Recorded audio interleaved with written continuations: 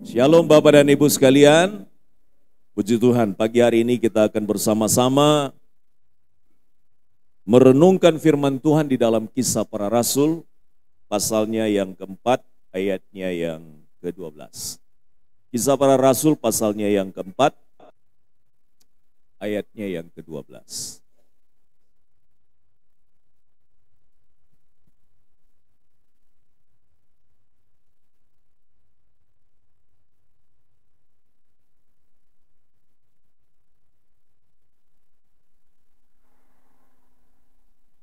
Kita baca bersama-sama ayat firman Tuhan ini. Saya jemput kita untuk bangkit berdiri dan kita baca bersama-sama. 1, 2, 3. Dan keselamatan tidak ada di dalam siapapun juga, selain di dalam Dia. Sebab di bawah kolong langit ini tidak ada nama lain yang diberikan kepada manusia yang olehnya kita dapat diselamatkan. Silakan duduk Bapak dan Ibu. Setiap kesempatan adalah momentum untuk penyelamatan manusia. Sekali lagi saya ulang kalimat saya. Setiap kesempatan adalah momentum untuk penyelamatan manusia. Nah, di dalam bagian firman Tuhan ini adalah satu cuplikan dari teks tentang bagaimana para murid, yaitu Petrus dan Yohanes, mereka bersaksi di hadapan mahkamah agama dengan berani dan dengan lantang menyatakan bahwa keselamatan tidak ada di dalam siapapun juga selain di dalam Yesus. Sebab di bawah kolong langit ini tidak ada nama lain yang olehnya kita dapat diselamatkan selain di dalam nama Yesus Kristus. Dan inilah sebuah hal yang pagi hari ini kita akan renungkan bersama-sama, yaitu tentang keselamatan yang pasti. Dalam hidup kita tidak akan pernah mengambil sebuah keputusan yang penting dalam hidup kita, dan kita kemudian ragu akan hal itu. Saya kira kita butuh sebuah kepastian untuk sesuatu hal yang penting. Maka tema pagi hari ini adalah keselamatan yang pasti. Nah, statement saya di bagian awal adalah kepastian keselamatan menjadi pencarian setiap orang. Sekali lagi saya katakan bahwa kepastian keselamatan menjadi pencarian setiap orang. Setiap pribadi, setiap agama, setiap keyakinan, setiap orang dalam dunia ini itu mencari kepastian tentang keselamatan.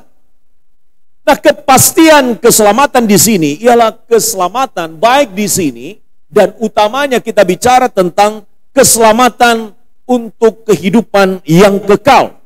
Dan fokus yang dibicarakan oleh Petrus dan Yohanes di sini ialah tentang keselamatan jiwa daripada manusia.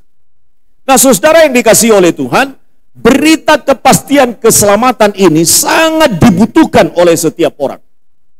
Nah, oleh karena itu setiap orang harus memperhatikan hal yang sangat begitu urgen, hal yang begitu penting. Apa itu? Bahwa setiap hari ada orang yang meninggal tanpa memiliki kepastian keselamatan. Selagi urgensi, mengapa kepastian tentang keselamatan ini harus menjadi perhatian utama kita? Mengapa? Karena setiap hari ada orang yang meninggal tanpa memiliki kepastian keselamatan. Satu slogan yang selalu saya ingat ketika mengikuti sebuah seminar, dan sampai hari ini saya terus ingat kalimat itu. Selamatkan jiwa berapapun harganya. Selamatkan jiwa berapapun harganya. Karena uang tidak akan punya nilai apa-apa. Harta tidak akan punya nilai apa-apa. Kekayaan tidak akan pernah punya nilai apa-apa. Apapun yang ada di dalam dunia ini tidak akan mempunyai nilai apa-apa apabila orang itu tidak memiliki kepastian keselamatan. Nah, karena itu melalui bagian firman Tuhan yang pagi hari ini telah kita baca, maka ada dua kunci untuk mendapatkan keselamatan yang pasti. Yang pertama, di dalam ayat itu dikatakan bahwa keselamatan hanya di dalam Yesus saja. Suka atau tidak, ini pernyataan Alkitab. Terima atau tidak, ini pernyataan Alkitab. Mau menggagalkan pernyataan ini, lawan Tuhan. Mau menganulir kalimat ini, bicara kepada Tuhan, ini nggak benar. Saya pastikan saudara-saudara, nanti akan dilawan Tuhan. Inilah yang dilakukan oleh orang-orang di dunia, ini yang dilakukan oleh agama, ini yang dilakukan oleh orang pintar, ini yang dilakukan oleh mereka yang menyebut dirinya memahami Alkitab, tapi kadang-kadang ayat ini dicoba dianulir, ayat ini dicoba digoyang. Alkitab mengatakan bahwa keselamatan hanya di dalam Yesus saja, tidak ada yang lain. Orang mulai menggoyang dengan berbagai macam pernyataan. Nanti di bagian awal tentang konsep dunia, di bagian setelah ini saya akan sampaikan. Keselamatan itu dikatakan oleh Alkitab diterima melalui iman. Tidak bisa turunan. Tidak bisa hanya karena Kristen lahir dia. Tidak bisa. Karena itu setiap orang di dalam keluarga dipastikan telah menerima keselamatan di dalam Yesus itu, dan itu bersifat person, bersifat pribadi. Tidak bisa nunut dengan imannya bapak. Tidak bisa nunut atau ikut imannya ibu. Tidak bisa nunut karena anaknya pendeta. Tidak bisa nunut karena anaknya adalah orang yang punya iman kepada Yesus. Tidak bisa. Jadi setiap orang diselamatkan hanya karena di dalam Yesus dia ambil keputusan untuk percaya. Nah, Kisah Para Rasul pasal 4 ayat 12 di bagian awal mengatakan, dan keselamatan tidak ada di dalam siapapun juga. Golek, cari di seluruh dunia. Cari di seantero dunia ini. Tidak ada nama lain, tidak ada keselamatan di dalam siapapun juga selain di dalam Dia. Dia di sana menunjuk kepada Yesus Kristus. Nah, sekarang kita lihat konsep dunia.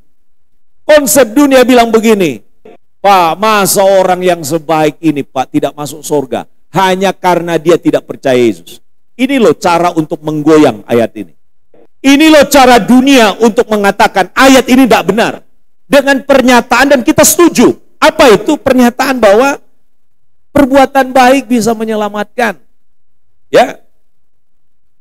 Maka orang bilang begini, lakukan perbuatan baik, nanti akan dapat pahalanya. Kumpulkan segala pahala di dalam dunia ini, nanti kamu akan diselamatkan dengan semua kebaikan. Alkitab di dalam Efesus pasal 2 ayat 8 dan 9 memberi penjelasan kepada kita.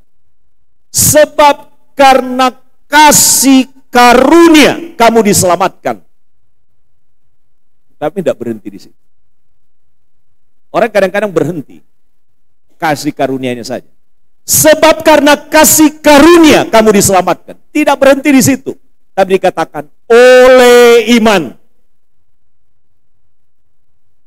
Maka di dalam pernyataan-pernyataan yang luar biasa di masa lampau dalam sejarah gereja disebut dengan sola fide. Hanya oleh iman. Hanya oleh iman kepada Yesus seseorang diselamatkan. Sola fide. Bapak dan Ibu sekalian, pernyataan Alkitab di dalam Efesus pasal 2 ayat 9 itu memberi kepada kita sebuah selidik pada iman kita. Apakah betul kita sudah oleh iman kepada Dia diselamatkan? Artinya imanmu yang menyelamatkanmu. Iman kepada Yesus yang menyelamatkan kita, dan itu adalah keputusan kita secara pribadi. Sebab karena kasih karunia kamu diselamatkan oleh iman. Iman itu adalah respon kita terhadap apa yang ditawarkan oleh Tuhan. Mau diselamatkan, itu adalah sebuah kasih karunia dari Allah. Tapi ada bagian kita, ada pihak kita, apa itu? Menyambut dengan iman. Nah, sekaligus menggugurkan ayat berikutnya, sekaligus menggugurkan pernyataan bahwa perbuatan baik dapat menyelamatkan. Ayat itu berkata demikian, sebab karena kasih karunia kamu diselamatkan oleh iman. Itu bukan hasil pekerjaan, itu bukan hasil usahamu, itu bukan hasil pekerjaanmu, itu bukan hasil usahamu. Jangan ada orang yang memegahkan diri. Jadi perbuatan baik kita tidak menyelamatkan kita, karena surga itu sempurna adanya. Kebaikan kita tidak cukup layak untuk memasukkan kita ke surga.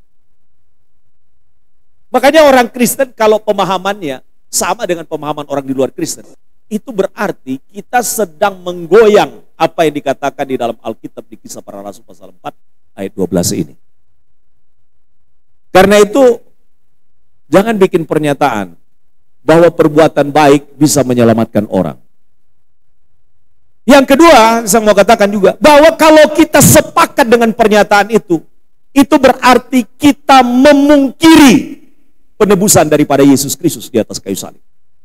Kita mengingkari penyelamatan yang dilakukan oleh Yesus, bahwa satu-satunya yang dapat menebus kita, yang dapat menguncikan kita, yang dapat mengampuni kita, satu pribadi itu adalah Yesus Kristus. Kalau kebaikan dapat memasukkan orang ke surga, kalau kebaikan daripada manusia dapat membawa dia masuk ke surga, Yesus tidak perlu datang untuk penebusan dosa. Bapak dan Ibu sekalian, maka konsep dunia ini bahwa perbuatan baik bisa menyelamatkan dibantah oleh Alkitab. Dibantah oleh Alkitab. Sebab karena kasih karunia kita diselamatkan oleh iman, bukan usaha, bukan kebaikan kita. Nah, apalagi waktu kita baca Yesaya pasal 64 ayat 6. Apa penilaian Tuhan terhadap segala hal yang dalam pikiran kita? Oh, ini orang baik nih, tidak mungkin dia masuk neraka.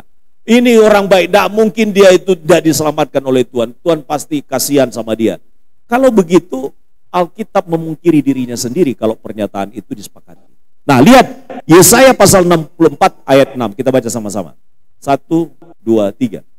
Demikianlah kami sekalian seperti seorang najis dari segala kesalehan kami. Seperti kain kotor, kami sekalian menjadi layu seperti daun, dan kami lenyap oleh kejahatan kami, seperti daun dilenyapkan oleh angin. Saudara, segala kebaikan kita itu, segala kesalehan kita itu seperti kain kotor. Jadi kita pikir, kita nyuci-nyucikan diri, kita pikir dengan segala kebaikan kita pikir, itu pikiran kita. Tapi Alkitab bilang apa? Segala kebaikan kita itu tidak ada artinya. Seperti kain kotor, seperti kain keset, seperti kain pel itu.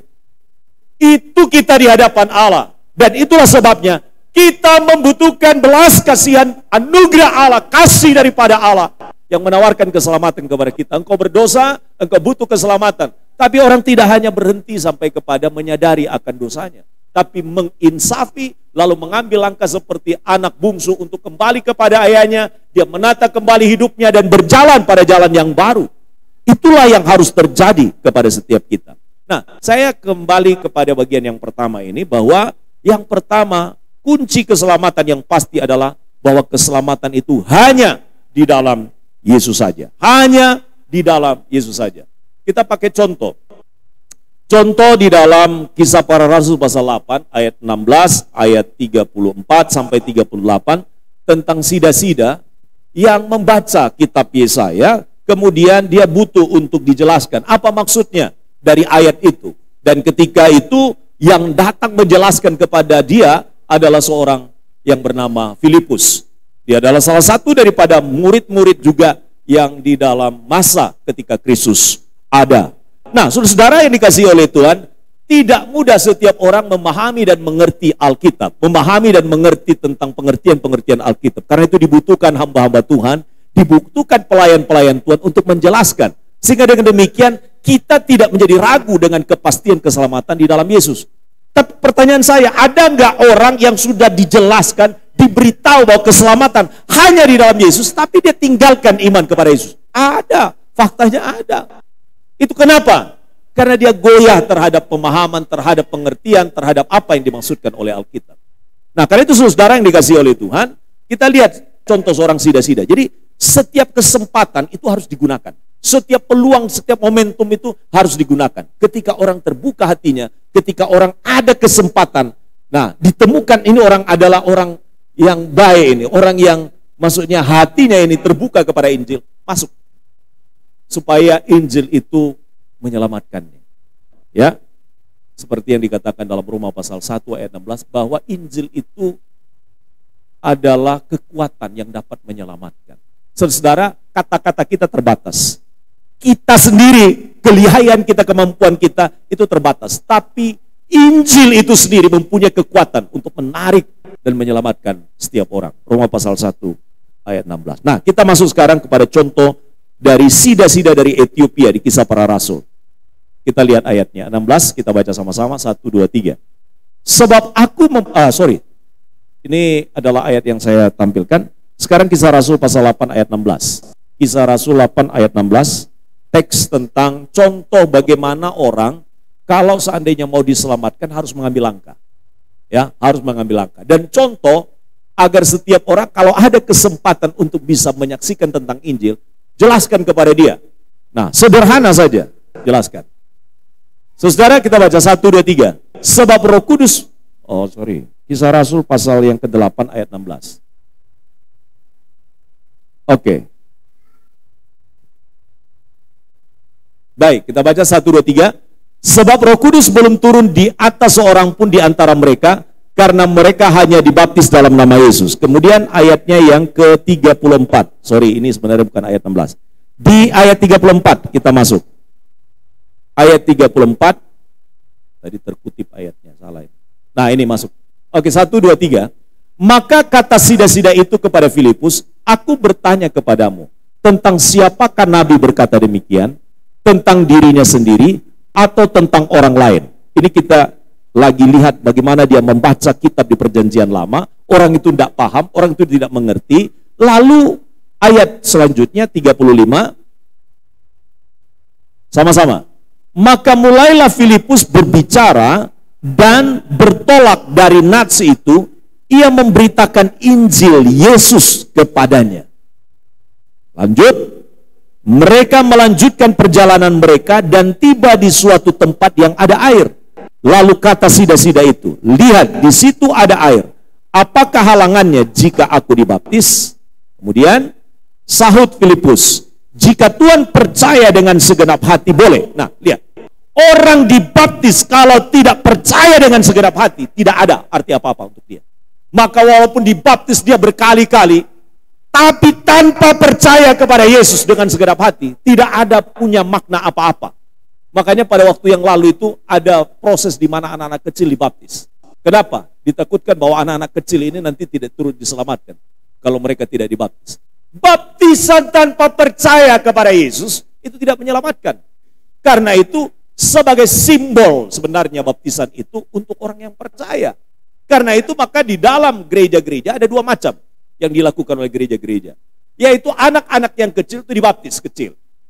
Tak usah dipertentangkan itu, karena gereja kita menerima adalah penyerahan anak, karena mencontoh, menteladani apa yang Yesus sendiri itu lakukan terhadap yang dilakukan oleh Yusuf dan Maria terhadap Yesus. Anak diserahkan, Yesus diserahkan. Tapi mengapa perlu dibaptis? Ini ada pemahaman teologianya, bahwa anak-anak kecil ini kalau nggak dibaptis nanti tidak diikutkan masuk di dalam sebuah proses penyelamatan, maka proses itu dilakukan.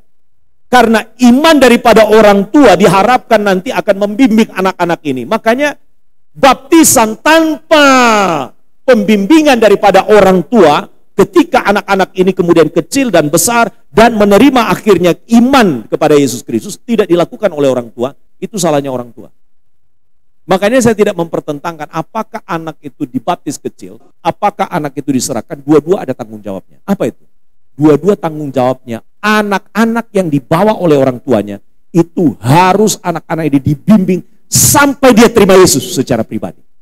Maka jangan tenang-tenang Bapak dan Ibu sekalian punya anak banyak bagus. Tapi kalau punya anak mereka tidak percaya kepada Yesus, tanggung jawab kita sebagai orang tua tidak dilaksanakan, maka kita bertanggung jawab kepada Tuhan terhadap anak-anak ini. Nah saudara, saya lanjut lagi. Jika Tuhan percaya dengan segenap hati, jangan setengah-setengah, dengan segenap hati, maka dijawabnya begini. Apa jawabnya? 1, 2, 3. Jawabnya, aku percaya, I believe, bahwa Yesus adalah anak Allah. Terus lanjut. Kita baca sama-sama. 1, 2, 3. Lalu orang Ethiopia itu menyuruh menghentikan kereta itu, dan keduanya turun ke dalam air, baik Filipus maupun sida-sida itu, dan Filipus membaptis dia. Saudara-saudara, itulah sebabnya di gereja kita ada pembimbingan 3 bulan sampai dengan 6 bulan untuk orang baru baru dia dibaptis. Jadi ada proses pembimbingan yang ketat yang kita lakukan supaya orang-orang yang dibaptis itu nanti yakin bahwa apa yang menjadi langkah yang diambil dalam proses baptis itu diawali disertai dengan apa? Dengan keyakinan, dengan kepercayaan yang sungguh, dengan keimanan yang tanpa kebimbangan. Nah, firman Tuhan meneguhkan dan menguatkan kesaksian di atas. Ya, mari kita buka Roma pasalnya yang ke-10 ayat 9 sampai dengan ayatnya yang ke-10. Jadi kalau orang itu menyatakan sesuatu kan pakai mulut. Tapi ungkapan yang diungkapkannya seharusnya datang dari hati. Tapi apa yang dari hati itu karena sudah ada pencerahan di pikirannya. Makanya jangan sampai kita kemudian tanpa pemahaman beriman kepada Yesus. Jadi pemahaman kita harus disertai.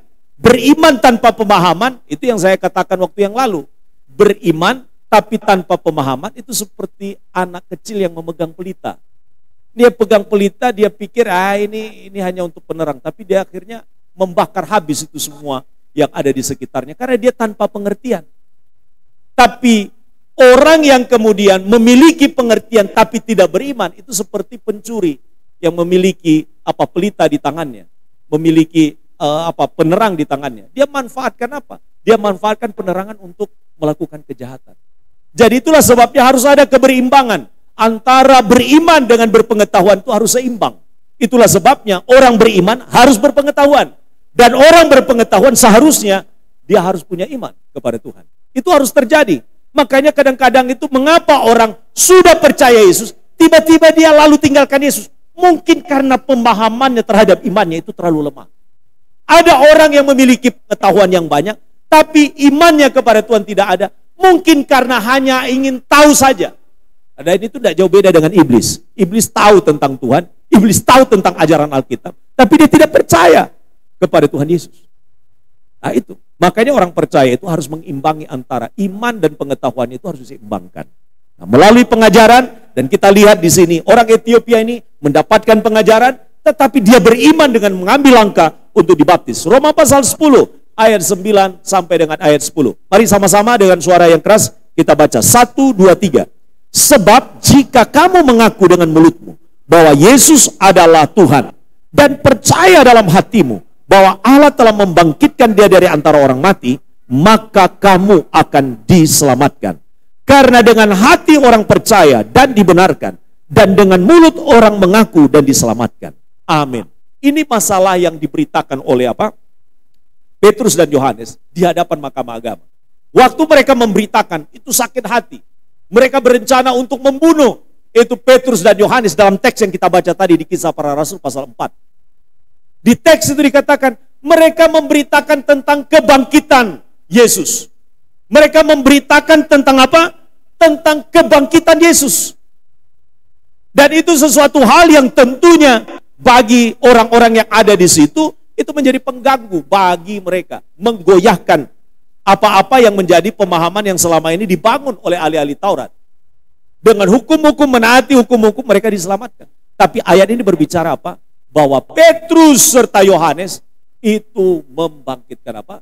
Memberitakan tentang kebangkitan Yesus yang memberikan kepada mereka keselamatan. Nah, saudara, inilah yang terjadi bahwa kalau kita mengaku dengan mulut kita, Yesus adalah Tuhan dan percaya dalam hati kita, bahwa Allah telah membangkitkan dia dari antara orang mati, maka kamu akan diselamatkan. Karena dengan hati orang percaya dan dibenarkan, dan dengan mulut orang mengaku dan diselamatkan. Makanya saudara-saudara, kalau orang itu bukan hanya ngucap sesuatu, tiba-tiba dia jadi pengikut atau keyakinan tertentu. Kata-kata itu tidak menyelamatkan kita. Tapi iman yang menyelamatkan. Tapi iman yang menyelamatkan itu kan orang perlu tahu dalam pernyataan kita. Ini bagian yang pertama. Jadi kunci kepastian keselamatan adalah yang pertama, keselamatan hanya di dalam Yesus saja. Saya menekankan tentang keselamatan. Yang kedua, dari ayat di Kisah Para Rasul pasal yang kedua, kunci yang kedua adalah nama yang ditetapkan. Nama yang tidak bisa tidak diterima oleh seluruh umat manusia, yaitu nama Yesus. Jadi nama yang ditetapkan untuk menyelamatkan manusia hanya nama Yesus. Di luar itu tidak ada. Ya, ada Yesus orang Filipina, itu tidak menyelamatkan kita. Yesus orang Nazaret. Di ayat 12 dikatakan, sebab di bawah kolong langit ini tidak ada nama lain yang diberikan kepada manusia yang olehnya kita dapat diselamatkan. Beberapa orang yang diinjili dalam pelayanan kita, ya, baik di tempat ini maupun di Silorejo, tekanan utama kita di sini. Bukan tekanan pada kesembuhan, tapi tekanan pada keselamatan. Sebab kalau orang sembuh, kalau tidak percaya Yesus, dia tidak terselamatkan. Tapi orang yang percaya kepada Yesus, sekalipun dia masih ada sakit penyakit dalam dirinya, dia diselamatkan jiwanya, sekalipun dia mengalami sakit penyakit, tapi juga ada kesempatan untuk menikmati apa? Menikmati jamahan dan pemulihan dari Tuhan. Ini dapatnya double. Nah, saudara, tekanan di dalam ayat 12 di bagian B-nya ini ialah menjadi perhatian kita, yaitu kata tidak ada nama lain. Tidak ada nama lain. Lehadai daibe. Enggak ada nama yang lain selain daripada nama Yesus. Karena itu, saudara-saudara, waktu kita berdoa untuk membimbing orang terima Yesus, berdoa di dalam nama Tuhan Yesus. Saya sudah tidak ingat lagi, sudah berapa banyak mereka-mereka yang dibimbing untuk terima Yesus secara pribadi. Karena itu, setiap kita, anak-anak yang kecil sampai yang lanjut usia, harus sudah punya pengalaman secara pribadi menerima nama Yesus di dalam hatinya. Nama Yesus itu nama yang berkuasa. Karena itu, orang yang telah menerima nama Yesus di dalam hidupnya, maka itu berarti Yesus berkuasa penuh atas hidupnya. Katakan amin. Nah, saudara-saudara, kalimat saya berikut ini, saya ulang 2 kali. Jangan masuk dalam satu keyakinan yang tidak mengakui atau tidak mengimani Yesus adalah Tuhan. Jadi kalau ada yang mengaku Kristen, ada yang mengaku saya beriman di dalam agama Kristen, tapi tidak beriman kepada Yesus, tidak mengaku Yesus sebagai Tuhan dan Juru Selamat, jangan mau beriman dalam keyakinan itu.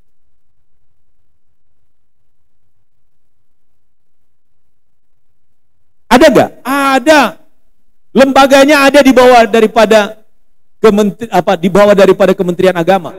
Nah, khusus di Dirjen Bimas Kristen. Ada. Apa contohnya, Pak? Contohnya Saksi Yehova. Mereka tidak percaya Yesus adalah Tuhan. Mereka percaya Yesus diciptakan, tapi mengaku diri sebagai Kristen. Nah, ini contoh. Mereka menerjemahkan Kolose pasal 1 ayat 15. Ia adalah gambar Allah yang tidak kelihatan, yang sulung dari segala sesuatu. Yang sulung dari segala sesuatu yang diciptakan. Jadi dia berpikir bahwa Yesus itu adalah ciptaan Allah yang pertama, yang sulung dari semua ciptaan yang lain. Jadi Yesus dianggap ciptaan. Ini Kristen pakai Alkitab, tapi sebenarnya mereka mengalihkan pemahaman pengertian Alkitab dalam pikiran mereka. Dan itu banyak mempengaruhi kekristenan. Banyak mempengaruhi kekristenan. Dan saya injili beberapa orang yang sudah terpengaruh, terikat dengan pengajaran mereka. Dan puji Tuhan kembali. Puji Tuhan juga mereka disadarkan. Tapi ada juga yang mengeraskan hati. Ya, sampai sudah jelas, sangat jelas sekali. Dia bilang begini, Pak, sekalipun Bapak sudah bisa menjelaskan, dan saya tahu penjelasan Bapak, saya tidak mau meninggalkan saksi hukum. Perhatikanlah Bapak dan Ibu sekalian. Padahal ayat itu kalau dibaca utuh-utuh, makanya kalau baca Alkitab kita baca walaupun satu ayat di Kisah Para Rasul 4:12, tapi ada teks yang kita bicarakan itu apa? Di konteks apa? Di cerita apa itu ayat itu? Karena dia tidak bisa keluar dengan sendirinya. Nah saudara, karena itu masuklah dan berimanlah melalui agama yang meyakini Yesus adalah Tuhan. Sekarang tokoh-tokoh agama demi untuk kepentingan dan kebersamaan, toleransi dalam beragama, kadang-kadang harus kompromi terhadap konsep yang dikatakan oleh Allah.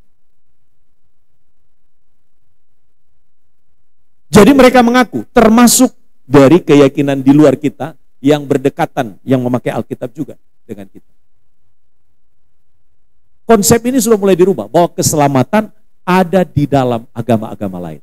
Nah kalau begitu sudah tidak usah beritakan Injil kalau begitu. Tidak usah bersaksi tentang Yesus Juru Selamat. Karena apa? Karena agama-agama lain juga mendapatkan keselamatan melalui jalannya. Maka prinsipnya begini, ada banyak jalan menuju ke Roma. Betul, itu memang dalam faktanya, dalam petanya, dari mana-mana kalau kita jalan, kalau pergi ke Roma, memang sudah petanya begitu. Dari mana datangnya pasti sampai ke Roma. Macam-macam. Tapi kalau ke sorga, jalannya nggak macam-macam. Dipikir mereka seperti orang naik bis. Ya. Kalau seandainya Surabaya itu digambarkan sebagai surga, maka kita bisa menuju ke Surabaya itu dari Malang, Surabaya, dari Solo, Surabaya, dari Bali ke Surabaya, dari mana lagi, Kediri ke Surabaya, dari mana lagi, dari berbagai kota ke Surabaya.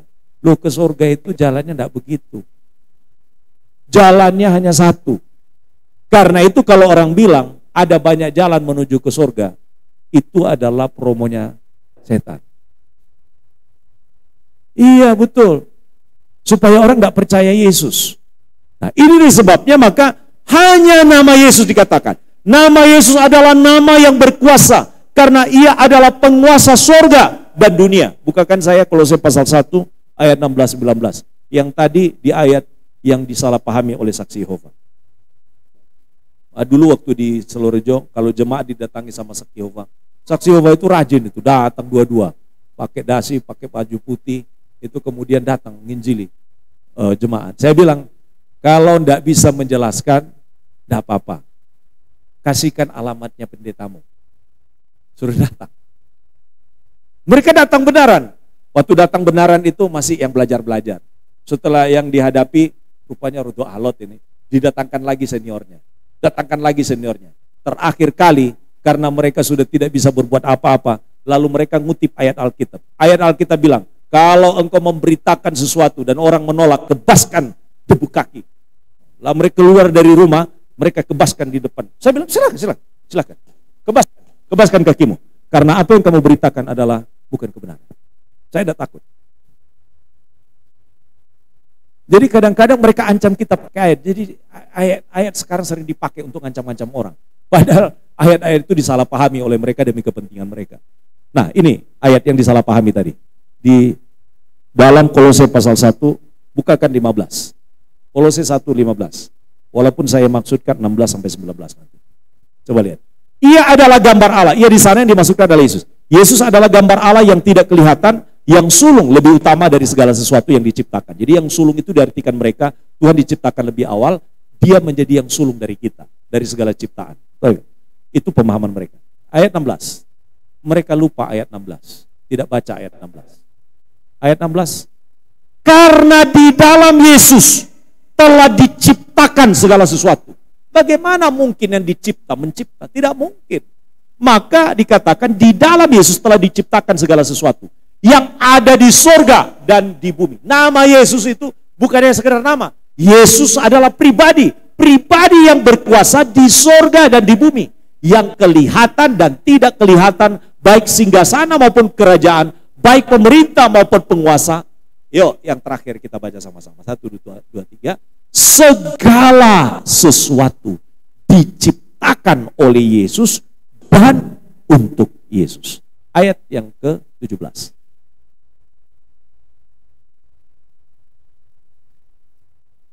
Yesus ada terlebih dahulu dari segala sesuatu. Ini praeksistensinya Yesus.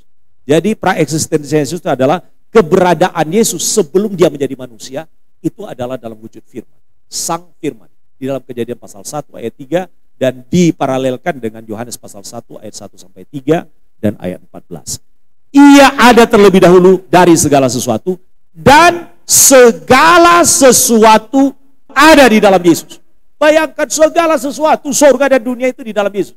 Kalau bukan Tuhan, tidak mungkin itu. Ya, ayat 18. Ayat 18.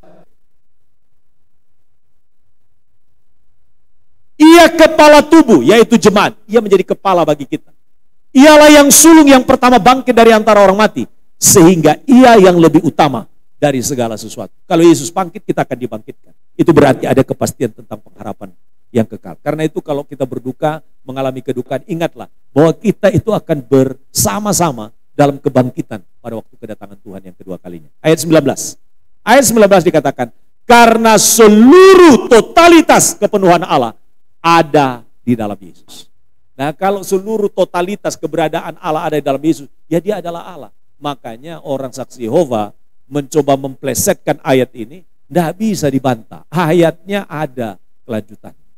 Nah, saudara yang dikasihi oleh Tuhan, di dalam bagian firman Tuhan ini dikatakan bahwa dia dalam keberadaannya, dalam kepenuhan Allah di dalam dia kita imani, kita yakini sebagai Tuhan yang berkuasa di surga dan di bumi. Nah, saudara, kita bersyukur kepada Tuhan bahwa dibutuhkan sebuah keyakinan akan nama Yesus yang tidak goyah dari setiap kita. Filipi pasal 2 ayat 8-11 berkata demikian. Dan dalam keadaan sebagai manusia ia telah merendahkan dirinya dan taat sampai mati, bahkan sampai mati di kayu salib. Itulah sebabnya Allah sangat meninggikan dia dan mengaruniakan kepadanya nama di atas segala nama.